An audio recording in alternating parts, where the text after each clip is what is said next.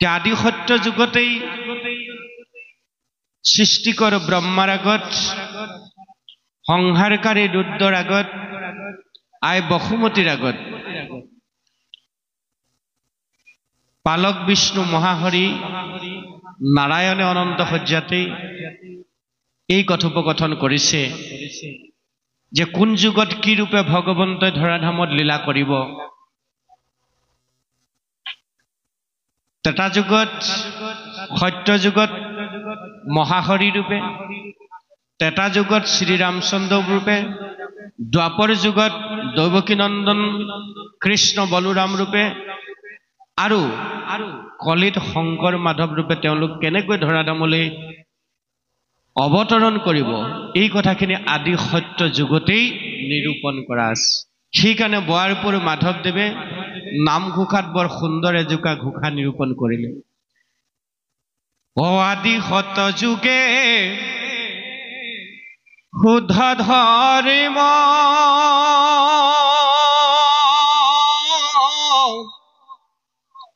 আছিলে মাত্ৰ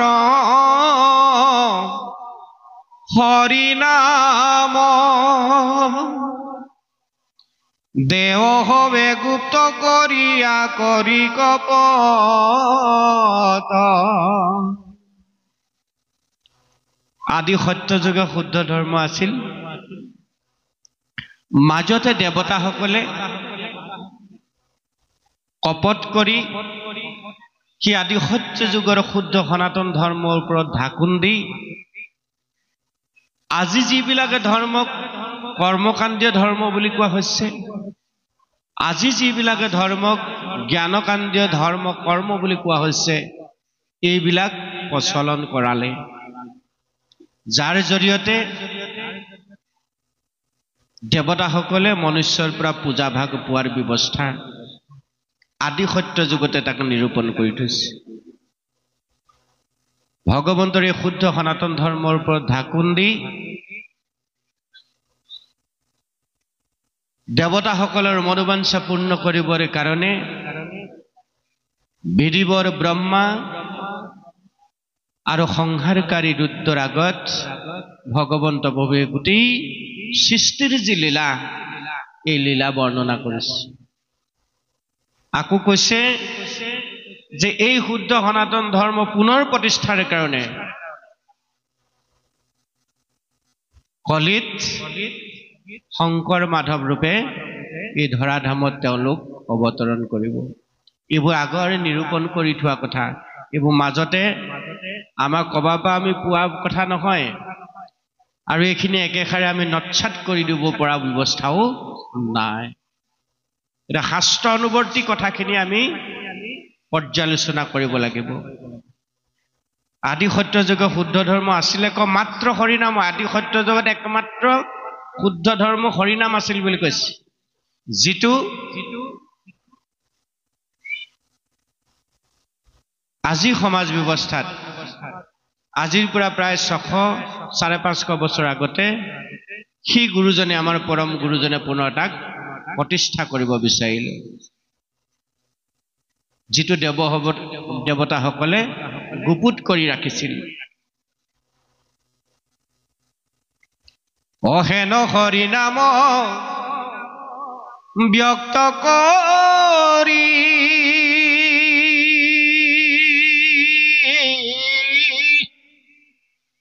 সমস্ত লোকক উদ্ধাৰিলা, শ্ৰীমন্ত শংকৰে ভাঙিলা সবাৰ ৰূপত।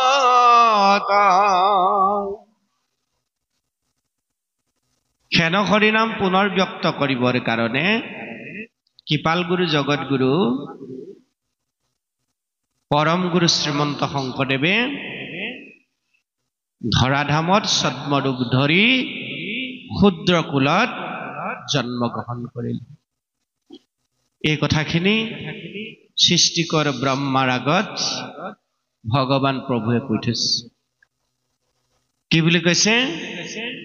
শুনিও কহ ব্ৰহ্মা কহো স্বরূপ বসন মোর নিজ প্রেম ভক্তি শ্রবণ কীর্তন পূর্বত আসিল ভক্তি গুপ্ত সারি নাম ভাগবত নানাবিধ গ্রন্থয়নুপাম যে শুনিও কো ব্রহ্মা কহু স্বরূপ বচন হেৰা সৃষ্টি কৰ ব্ৰহ্মা তুমি মোৰ স্বৰূপ বচন মোৰ নিজ কথা শুনা মোৰ প্ৰেম ভক্তিয়ে হ'ল একমাত্ৰ শ্ৰৱণ কীৰ্তন যিটো কথা আমি দিনৰ ভাগত আলোচনা কৰিছিলোঁ যে মহাহৰি বৈকুণ্ঠলৈ ইতিমধ্যে গৈছে একাদশ স্কন্ধত তাৰ পিছত মহামিত্ৰ বিদুৰ উদ্ধৱ দাৰুগা প্ৰমুখ কৰি এইসকলক থৈ গৈছে ধৰাধামত এইসকলে তেখেতৰ গুণ বৰ্ণনা কৰি কৰি সমস্ত তীৰ্থ ভ্ৰমণ কৰি কৰি তেওঁৰ শুদ্ধ সনাতন নাম ধৰ্ম প্ৰচাৰ কৰি গৈছে তেওঁ সমস্ত লগত লৈ গুচি গ'ল থৈ গ'ল কেৱল মাত্ৰ তেওঁ নাম শুনিও কো ব্ৰহ্মা কহু স্বৰূপ বচন মোৰ নিজ প্ৰেম ভক্তি শ্ৰৱণ কীৰ্তন প্ৰেম ভক্তি কি থৈ গ'ল ভগৱন্তই তেওঁ নাম একমাত্ৰ কলিত নৰসকল তৰিবৰ কাৰণে সুদৃঢ়ভাৱে আমাক দি থৈ গ'ল এতিয়া নামৰ অবিহনে ভগৱন্তৰ নামৰ বিপৰীতে যদি আমি এতিয়াও যাগ যজ্ঞ পূজা পাতল অন্য দেৱ দেৱতাৰ সেৱা পূজাতে যদি ব্ৰতী হৈ আছো তেতিয়াহ'লে আমি ভাগৱত ধৰ্ম পালন কৰা হোৱা নাই পুনৰ কৈছো এইবোৰ কথা আমাক কোনোবাই বুজাই দিব নালাগে কীৰ্তন দশম ঘোষাৰত্নাৱলী গীতা ভাগৱত এই মহান গ্ৰন্থবিলাকে ফা ফা কৰি আমাৰ আগত কৈ আছে আমি মাত্ৰ ইয়াৰ কাষলৈ আহি ইয়াক অকণমান চৰ্চা কৰিলেই কথাখিনি উপলব্ধি কৰিব পাৰিম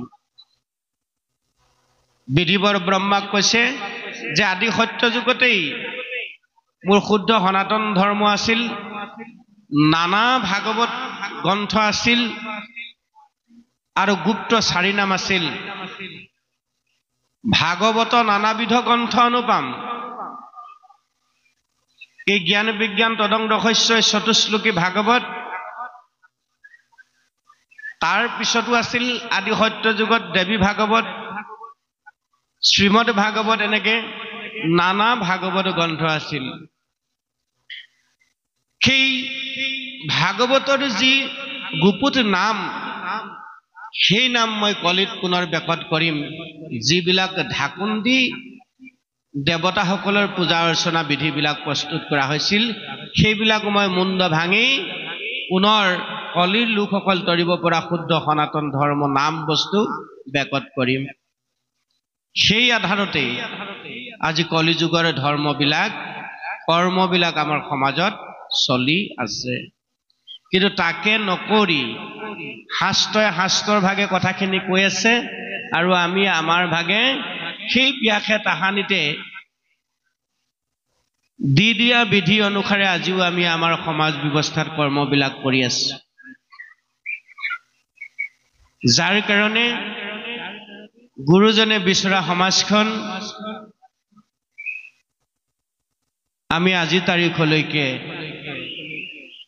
আমাৰ সমাজ ব্যৱস্থাত আমি প্ৰস্তুত কৰি ল'ব পৰা নাই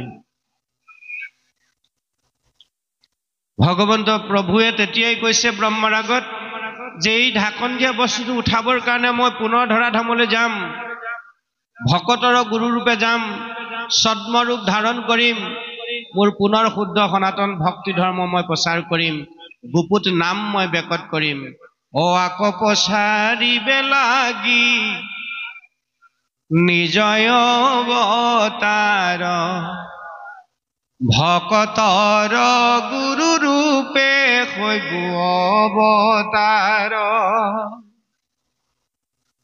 এই শুদ্ধ সনাতন ধৰ্ম পুনৰ ব্যাকট কৰিম মই ভকতৰ গুৰু ৰূপে সেইকাৰণে শ্ৰীমন্ত শংকৰ অন্যৰ গুৰু নহয় হৰি ভকতসকলৰ কাৰণেহে গুৰু অন্য ভকতৰ কাৰণে গুৰু নহয় অন্য দেৱ দেৱতাক সেৱা পূজা কৰা বা অপদেৱতাৰ সেৱা পূজা কৰা ভাগৱত ধৰ্মৰ বিৰোধী কৰ্ম কৰা সকলৰ কাৰণে গুৰু নহয়।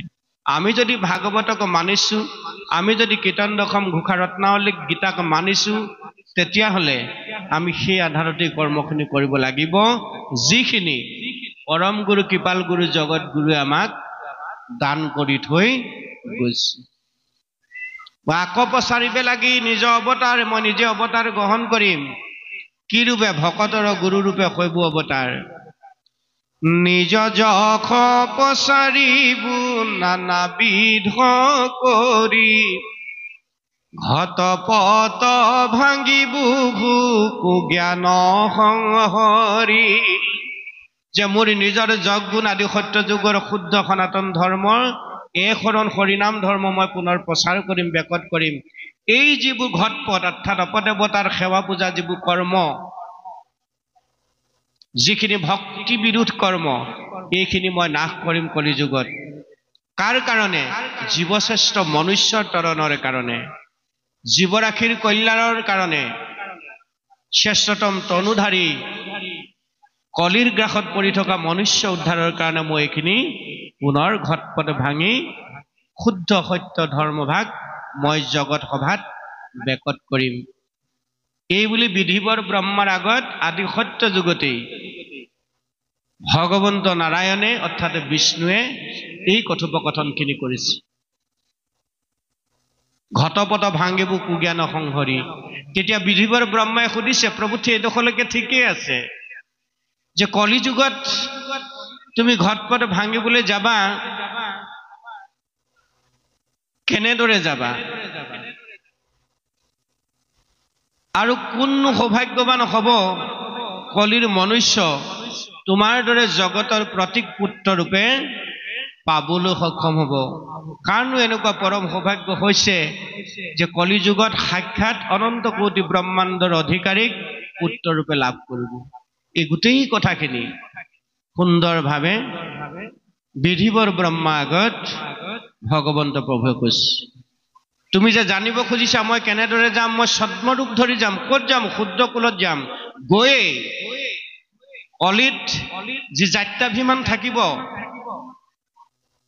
উচ্চ নিজ ভেদাভেদ থাকিব, বৰ্ণ বৈষম্য থাকিব, এইখিনিকে প্ৰথম মই নাশ কৰিমগে। ছদ্মৰূপ ধৰি শূদ্ৰ কুলে শৈবু জাত। কি ৰূপ লৈ আহিব? ছদ্মৰূপ।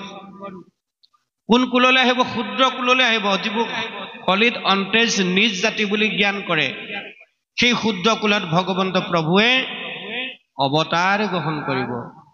ছদ্মৰূপ ধৰি শূদ্ৰ কুল শৈবু জাত। নামটো কি হ'ব? শংকৰ নাম শৈবে জগতে পৈখা। শংকৰ নামেৰে জগতত তেওঁ নাম প্ৰচাৰিত হ'ব।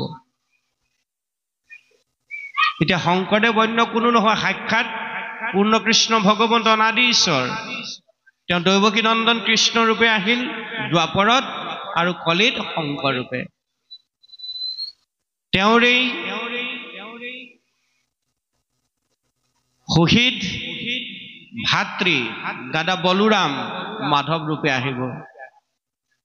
শংকৰৰ নামেকে হৈবে জগত প্ৰখ্যাত বুলি কৈছে। তাৰপিছত কৈছে,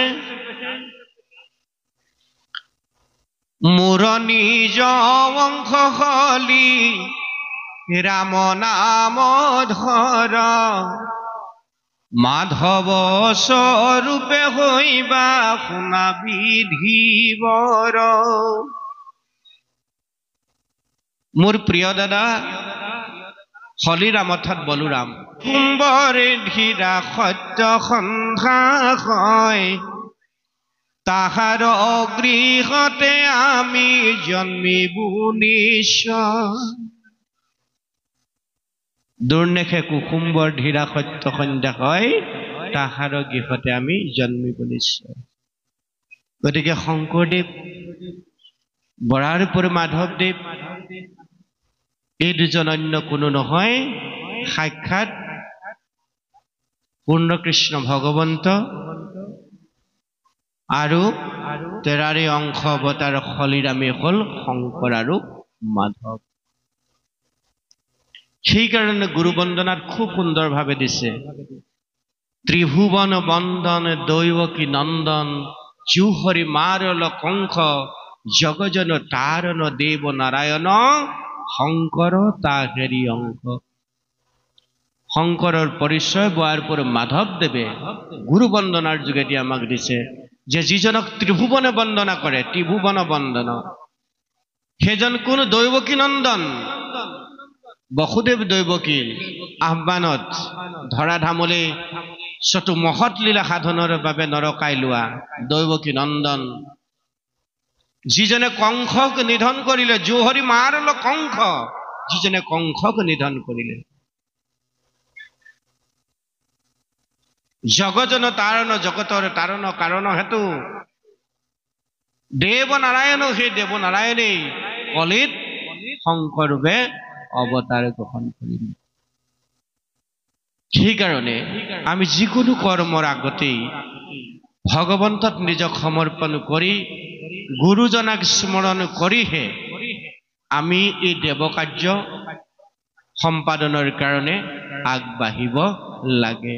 এতিয়া আজি আমাৰ যি সমাজ ব্যৱস্থা গুৰুজনে ইমান সুন্দৰভাৱে দিয়াৰ পিছতো ভক্তিৰ এই পৰম তত্ত্ব ৰহস্য আমি কিন্তু উপলব্ধি কৰিবলৈ বহু সময়ত পাহৰি গৈছে। গুৰুজনাক গুৰু বুলি পৰিচয় দিবলৈও টান পাইছে।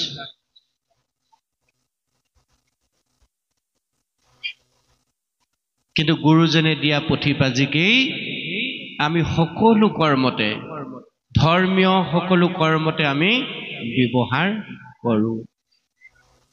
গুৰুজনে দৌবুদ্ধ সংস্কৃত ভাষাৰ পৰা সৰলীকৃতভাৱে আমাৰ মাজলৈ এই শুদ্ধ সনাতনী পৰম্পৰা যিটো ধৰ্ম, এই ধৰ্মভাগ আদি সত্যযুগৰ ধৰ্মভাগ আমাক দিলে। আমি এতিয়া পৰম্পৰা পৰম্পৰা বুলি যে কৈ থাকোঁ, পৰম্পৰা বুলি ক'লে আচলতে সেই পৰম্পৰাটোকে বুজায় যিটো আদি সত্য যুগত আছিল। মাজত দেৱতাসকলে গুপুত কৰি দেৱ পূজা প্ৰচলন কৰিলে, যিখিনি কৰ্মকাণ্ডীয় ধৰ্ম, যিখিনি জ্ঞানকাণ্ডীয় ধৰ্ম, সেইখিনি ত্যাগ কৰি আমাক পুনৰ মুদ ভাঙি ভক্তিৰ পথত আৰোহণ হ'ব পৰা, ভক্তিৰ পথত আমাৰ জীৱন শৃংখলিত ৰূপত সজাই লৈ যাব পৰা যিখিনি বিধি, সেইখিনি কীৰ্তন দশম ঘোষাৰত্নাৱলী গীতা ভাগৱতৰ যোগেদি পৰম গুৰু শ্ৰীমন্ত শংকৰদেৱ বোৱাৰপুৰ মাধৱদেৱে আমাক দিলে। সেইকাৰণে গুৰুজনক জগত গুৰু বুলি কৈছে, যে অতি সৰলীকৃতভাৱে আমাক আগবঢ়াই দিয়াৰ কাৰণে। যিজন গুৰুৱে উদাত্ত স্বৰে ঘোষণা কৰিলে, যিজন গুৰুৱে কলিযুগত শংকৰ মাধৱ ৰূপে আহি প্ৰথমতে জাত্যাভিমান দূৰ কৰিছে, য'ত নাথাকিব উচ্চ নিচ ভেদাভেদ, য'ত নাথাকিব বৰ্ণ বৈষম্য, য'ত নাথাকিব ধনী দুখীয়াৰ প্ৰভেদ, থাকিব মাত্ৰ মতা মাইকী, থাকিব মাত্ৰ ওখ চাপৰ, থাকিব মাত্ৰ শকতক্ষীণ। সেইকাৰণে ভাগৱতৰ প্ৰথম স্কন্ধতে উল্লেখ কৰিছে, কিৰাত কছাৰী খাচী গাৰু মিৰি যৱন কংক গোৱাল, অসম মূলক ধোবাতুৰু কুবা চমলেছ চান্দাল, আনু নানা জাতি কৃষ্ণ সেৱকৰ সংগত প্ৰবৃত্ত হয়। যিজন গুৰুৱে উদাত্ত স্বৰে ঘোষণা কৰিলে, ওবা নৰলোক হৰি ভজিউক ধৰা এইটো উপদেশ, এৰা আলজালে জীৱা কটকালে জৰা ভল্য পৰৱেশ। অন্য গুৰুৱে কিন্তু এইটো ঘোষণা দিয়া নাই। যিমান ধৰ্ম গুৰু আছে সকলো গুৰুৰ ঊৰ্ধ্বত হত পৰম গুৰু কৃপাল গুৰু জগত গুৰু। আমাৰ গুৰুজনাই উদাত্ত স্বৰে ক'লে যে ওবা নৰলোকত হৰি ভজিউক। ওবা নৰলোক বুলি কওঁতে এই ভাৰতত যিমান নৰ মনুষ্য লাভ কৰা, নৰকাই লাভ কৰা জীৱ আছে, সকলো জীৱকে উদ্দেশ্য কৰিছে। কেৱল অসম মুলুকৰ শিৱসাগৰ জিলাৰ মানুহখিনিক উদ্দেশ্য কৰি কোৱা নাই। পৃথিৱী মণ্ডলত ভাৰতত যিমান মানুহ আছে সকলো মনুষ্যক উদ্দেশ্য ক'লে যে ওবা নৰলোক হৰি ভজিউক। ধৰা এইটো উপদেশ, কোনটো উপদেশ ধৰা? এৰা আলজাল, যিবিলাকৰ যোগেদি জীৱৰ কল্যাণ নহয়। এই ঘটপথবিলাক ত্যাগ কৰি শুদ্ধ সনাতন একেশ্বৰবাদ ভগৱন্তৰ পৰম ভক্তি ধৰ্মত গ্ৰহণ কৰা এৰা আলজাল জীৱা কতকাল কিমান দিন জীৱা ঠিকনা নাই জৰা ভৈল্য পৰৱেশ তাৰ পাছতে আমাক ধৰিব লগা বস্তুটো সিদ্ধান্ত কৰি দিলে কোনখিনি ধৰিম কোনখিনি এৰিম ভাগৱত প্ৰথম স্কন্ধতে আছে এদিকে আমি ভাগৱত এই দ্বাদশ স্কন্ধলৈকে নপঢ়িলেও ভাগৱতৰ প্ৰথম আৰু দ্বিতীয় স্কন্ধ যেতিয়া আমি খুব মনোযোগেৰে অধ্যয়ন কৰিম তেতিয়া আমি আমাৰ মানৱৰ যি ধৰ্ম মানৱৰ যি কৰ্ম যি সংসাৰলৈ আহি আমাৰ যি কৰণীয় এই কথাখিনি আমি উপলব্ধি কৰিব পাৰিম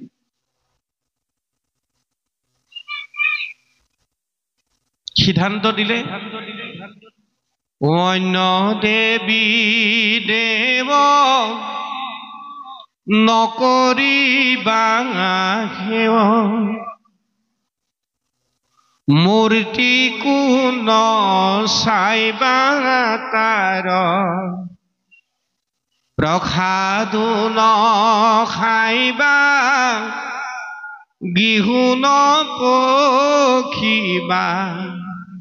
ভক্তি হৈব ব্যভিচাৰ এই একেখিনি কথাকে একাদশ স্কন্ধত উদ্ধৱ মহামহন্তক কৈছে নকৰিবা সেৱা সখী অন্য দেৱতাৰ নহি জানো আমাৰো ভকতি ব্যভিচাৰ সি মোৰ প্ৰাণৰ সখী উদ্ধৱ তোমাক মই যাবৰ সময়ত জীৱনৰ পৰম অমূল্য ৰত্ন দি যাব খুজিছো তুমি মোৰ শুদ্ধ সনাতন ধৰ্ম কায় মনোবাক্যে গ্ৰহণ কৰা বাকী ঘটপট বিলাক ত্যাগ কৰা ঘটপট কোনবিলাক অন্য দেৱ দেৱতাৰ সেৱা পূজা পৰা নিজক আঁতৰাই আনা নকৰিবা সেৱা সখী অন্য দেৱতাৰ আমাৰ যাতে ভক্তিৰ ব্যভিচাৰ নহয় ব্যভিচাৰ ভকতিৰ যোগেদি কেতিয়াও মোৰ কৃপা লাভ কৰিব নোৱাৰি ভগৱন্ত প্ৰভুৱে কৈছে সেইকাৰণে আমাক সিদ্ধান্ত দিলে 4 ঢাপ মাৰি এটা দুটা ঢাপো নহয় যেনেকৈ আমি খেতি কৰিবৰ কাৰণে মাটি এডৰাত 4টা আলি সুন্দৰভাৱে দি লওঁ ধুনীয়াকৈ চাহ কৰি 4টা আলি চাৰিফালে দিহে আমি খেতিডৰা কৰোঁ ঠিক সেইদৰে আমাৰ জীৱনৰ পৰম সম্পদ লাভ কৰিবৰ কাৰণে জীৱনৰ পৰম অমৃত লাভৰ কাৰণে আমাৰ ভক্তিৰ কঠীয়াতলিডোখো আমি তদ্ৰুপ কৰি ল'ব লাগিব 4 ঢাপ মাৰি দিছে যে এইকেইটা কাম কেতিয়াও নকৰিবা তাৰ বিপৰীতে আমাক কৰিবলৈ দিছে যিকেইটা সেইকেইটা আমি কৰিব লাগিব যে অন্য দেৱী দেও নকৰিবা হেও প্ৰথম ঢাপ গিহু নপখিবা তাৰ দ্বিতীয় ঢাপ মূৰ্তিকো নচাইবা তৃতীয় ঢাপ চতুৰ্থ ঢাপটো হ'ল প্ৰসাদো নাখাইবা এই 4টা ঢাপ সেইখিনি সংঘৰীয়াসকলৰ কাৰণেও দিছে মহাপুৰুষীয়া বোলাসকলৰ কাৰণেও দিছে ভাগৱতীয়া বোলাসকলৰ কাৰণেও দিছে ক্ষত্ৰিয়া ব্ৰাহ্মণীয়া বোলাসকলৰ কাৰণেও দিছে কোনেও অকলে দাবী কৰিব নোৱাৰে যে গুৰুজনে ধৰ্মভাগ কেৱল মাত্ৰ আমাৰ এখনীয়া সমাজখনৰ কাৰণেহে দিছে এইবোৰ সমাজ আমি মাজত সৃষ্টি কৰি লোৱা আমি দিনৰ ভাগত খুব সুন্দৰভাৱে কৈছো যে এইখন গাঁৱত চাগে আদি 50 বছৰ আগতে এটাই নামঘৰ আছিল এতিয়া কিন্তু সেইটো নাই সমাজ এখনেই আছিল এতিয়া কিন্তু সেইটো নাই আমি যিমানেই শিক্ষিত হৈ আহিছো আমাৰ মাজৰ ভাতৃত্ববোধ একতাবিলাক সিমানেই নাইকিয়া হৈ গৈছে গুৰুজনে কিন্তু তেনেকৈ আমাক বান্ধিবলৈ যত্ন কৰা নাছিল ভাগৱতৰ প্ৰথম পাততে আছে ব্যাস নাৰদ সংবাদৰ পাছতে যে গুৰুজনে 7 ৰাজ মাৰি একৰাজ কৰিব বিচাৰিছিল জাতি উপজাতি সকলোকে একত্ৰিত কৰি একতাৰ এনাজৰীয়ে বান্ধি বৰ অসমীয়া জাতি গঠন কৰিব বিচাৰিছিল পিছে আমি কীৰ্তন দশম ঘোষাৰত্নাৱলী গীতা ভাগৱত ধৰ্ম পালন কৰিছো বুলি কৈ আমাৰ সুন্দৰ সমাজখন ভাঙি আমি থান বান কৰিলো একেখন গাঁৱতেই 4টা নামঘৰ হ'ল চুবুৰীয়া অনুষ্ঠান হ'ল আৰু আমি বৰ অসমীয়া সমাজখন ভাঙি থান বান হৈ ভাগে ভাগে ধৰ্ম কৰ্মৰ যোগেদি পোনে পোনে বৈকুণ্ঠৰ জখলা বনাইছো বুলি ভাবি লৈ আমি কৰ্মবিলাক কৰি আছো কিন্তু ভাগৱতে সেই কথাখিনি কৈছে নে নাই আমি কিন্তু বিচাৰ কৰি চোৱাটো প্ৰয়োজন ভাগৱতে কৈছে অন্য দেৱী দেও নকৰিবা হেও সঁচা কথা অন্য দেৱ দেৱতাৰ সেৱা পূজা নকৰিবা গীতাটো কৈছে অৰ্জুনৰ আগত যে একমাত্ৰ মূল শৰণতে কায় বাক্য মন সমৰ্পণ কৰি দিয়া কেনেকৈ শৰণ ল'ব লাগে কায় বাক্য মন সমৰ্পণ কৰিব লাগে আমি দিনৰ ভাগত আপোনালোকৰ আগত কৈছো গৃহ নুপুখিবা তাৰ গৃহলৈও নাযাবা তেওঁত অৰ্পিত অন্য দেৱ দেৱতাত অৰ্পিত প্ৰসাদ দ্ৰব্য বস্তু গ্ৰহণ নকৰিবা আত্মা ঈশ্বৰক নিদিবা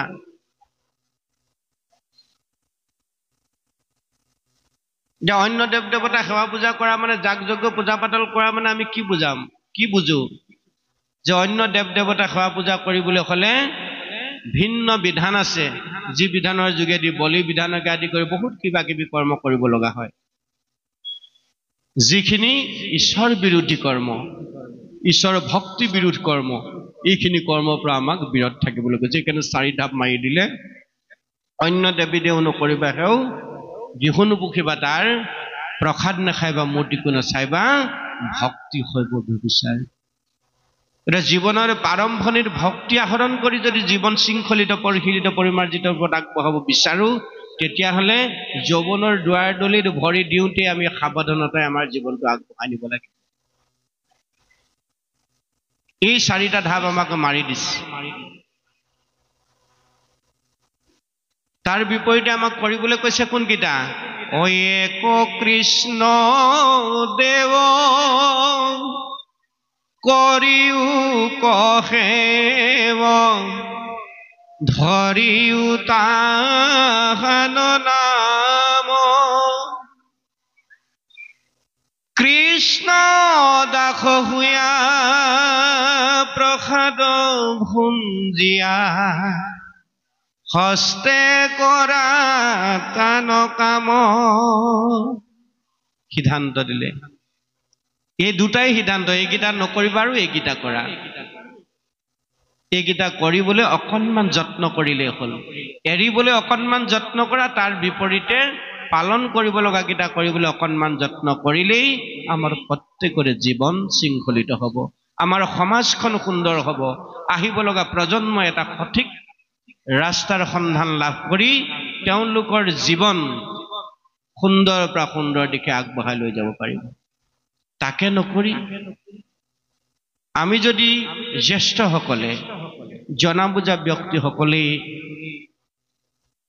পৰম্পৰা বুলি নকৰিবলগীয়া কৰ্মখিনিকে ধৰ্ম বুলি যদি আমি কৰি থাকো তেতিয়াহ'লে আমাৰ আহিব লগা প্ৰজন্মতে কেতিয়াও জীৱনৰ সঠিক ৰাস্তা লাভ কৰিব নোৱাৰিব গতিকে হে সাধু সমস্ত মাতৃসৱ আমাৰ পিতৃতুল্য জ্যেষ্ঠ গুৰুজনসকল আমি কৰপতে আপোনালোকৰ চৰণত নিবেদন কৰিছো যে ভাগৱতৰ যিটো ৰাজমাৰ্গ জ্ঞান আৰু কৰ্মমাৰ্গ ত্যাগ কৰি যিটো ভক্তি মাৰ্গ ভগৱন্ত একাদশ স্কন্ধত উদ্ধৱ কৃষ্ণ সংবাদৰ জৰিয়তে কৃপালু গুৰু পৰম গুৰু জগত গুৰুৱে কলিৰ আমাৰ মলমতি লোকসকলক দিলে এই ধাৰাটো যাতে আমি সমাজৰ সৰ্বস্তৰলৈ বিয়পাই দিব পাৰো তাৰ কাৰণে আমি প্ৰত্যেকেই কিঞ্চিত যত্ন কৰিব লাগিব তাৰ কাৰণে আমি পুনৰ কৈছো কোনেও এইখন সমাজ ত্যাগ কৰি আমাৰ আজু ককাহঁতে প্ৰতিষ্ঠা কৰা সমাজখন ত্যাগ কৰি সেই গুৰুগৃহ ভাগ ত্যাগ কৰি আমি বেলেগ এটা অনুষ্ঠানৰ সংগী হ'বলৈ যাব নালাগে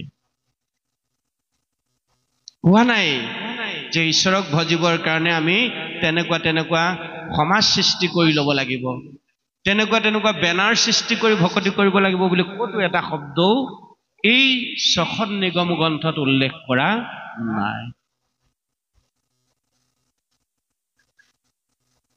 যে কলি যুগত ভাৰতবৰ্ষত যাৰা সকলে মনুষ্য জন্ম লাভ কৰিলে এই সকল হল পুণ্যবান জীৱ ধন্য ধন্য কলিকাল ধন্য নৰতনুভাল ধন্য ধন্য ভাৰত বৰিশ এটি ধন্য তাৰ লগত আৰু এক ধন্য সংযোগ কৰিছে চতুধন্য কেৱল মাত্ৰ হৰিনাম, বেলেগ সেৱা পূজা কথা আমাক ইয়াত উল্লেখ কৰা নাই। যদি এইখিনিকে আমি দৃঢ়তাৰে একাগ্ৰতাৰে নীতি কাষ্টাৰে কৰি যাব পাৰোঁ, নিশ্চিতভাৱে ভগৱন্ত কৃপাৰ সাগৰ বুলিছে, দয়াৰ সাগৰ, কৰোণাৰ সাগৰ, আমাক কৃপা দয়া কৰোণা কৰিব। আৰু সেই কৃপালু গুৰুজনে দিয়া উপদেশ মানি আমি যদি কথাখিনি ইয়াৰ পৰা কিঞ্চিত মান লৈ হ'লেও আমাৰ জীৱনত আমি পালন কৰিবলৈ যত্ন কৰোঁ, নিশ্চয়কৈ আমাৰ প্ৰত্যেকৰে জীৱনৰ উত্তৰণ ঘটিব। যে বহুজনে বহুভাগে আমাক পৰামৰ্শ হয়তো দিব যে কেহু বোলে জ্ঞানে গতি, কেহু বোলে কৰ্মে গতি, যে জ্ঞান মাৰ্গত থাকিলেও কৰ্ম মাৰ্গত থাকিলেও জীৱৰ কল্যাণ সাধিত হ'ব, কিন্তু কলি যুগত জ্ঞান আৰু কৰ্মে তাৰিতে নপাৰে, ভকতি নোপজে যাৱে বুলি কৈছে। এতিয়া ভক্তি পন্থতে আমাক আৰোহণ কৰিবলৈ সিদ্ধান্ত কৰিলে। সেইকাৰণে তপ জপ যাগ যজ্ঞ পূজা পাতল সবে বিৰম্বন সকলোকে ত্যাগ কৰি একমাত্ৰ ঈশ্বৰৰ নাম ধৰ্মকে সাৰ কৰি আমাক বাট বুলিবলৈ সিদ্ধান্ত দিলে।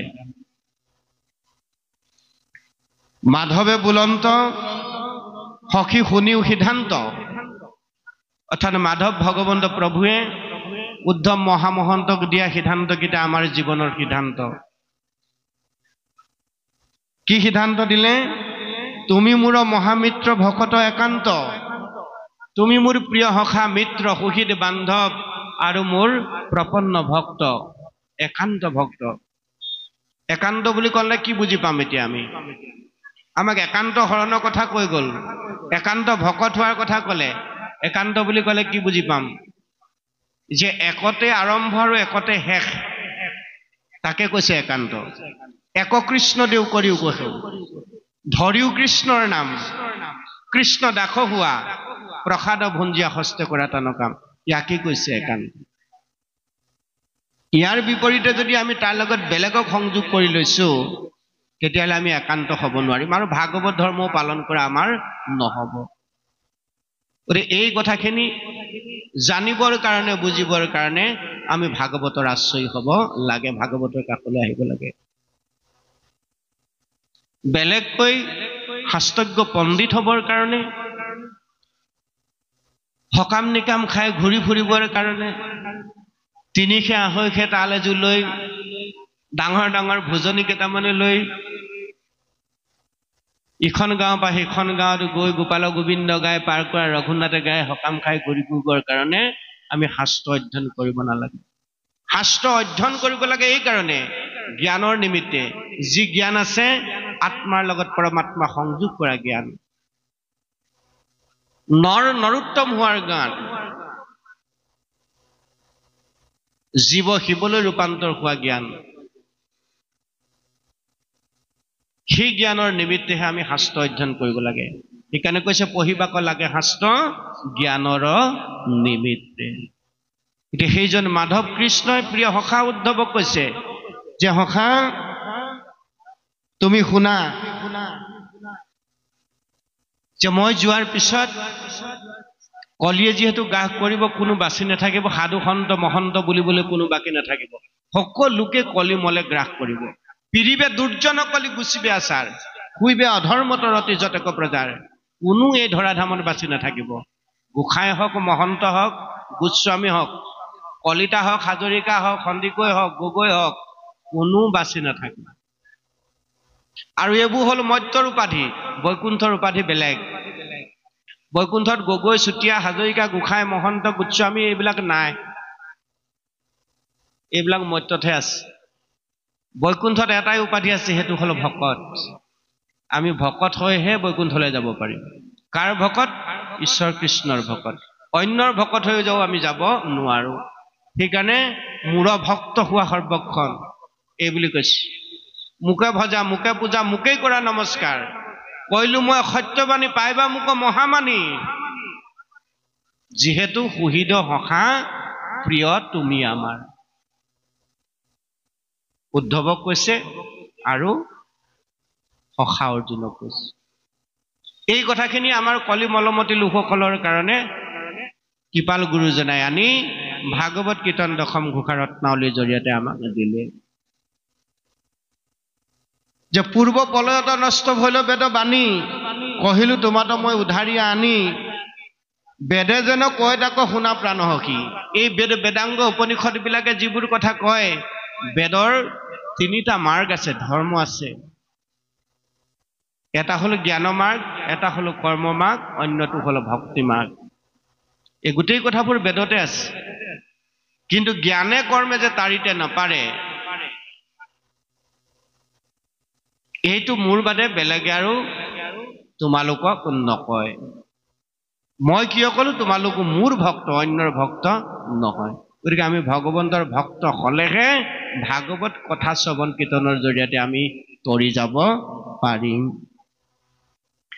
বেদে যেন কয় তাক শুনা প্ৰাণ সখী মায়াময় বেদ ধৰ্ম সবাকোপেখী কেৱলে আমাত মাত্ৰ লৈও শৰণ সিদ্ধান্ত দিলে কেৱলে আমাত মাত্ৰ শব্দকেইটাত গুৰুত্ব দিব কেৱল আমাত বেলেগত নহয় মায়াময় বেদ ধৰ্ম সবাকো উপেক্ষী মায়াময় বেদ ধৰ্মবিলাক ত্যাগ কৰা ত্যাগ কৰি নিৰ্গুণ শুদ্ধ সনাতন ধৰ্ম একমাত্ৰ মোৰ চৰণ সেৱা ব্ৰতী হোৱা কেৱলে আমাত মাত্ৰ লৈবেক শৰণ কেৱলে মাত্ৰ লৈবেক শৰণ হইবে কৰ্ম ফলতে জিত্ৰে বেশে প্ৰসন্ন তেতিয়া কৰ্মমল বিলাক দূৰ হ'ব কৰ্মফল ত্যাগ কৰি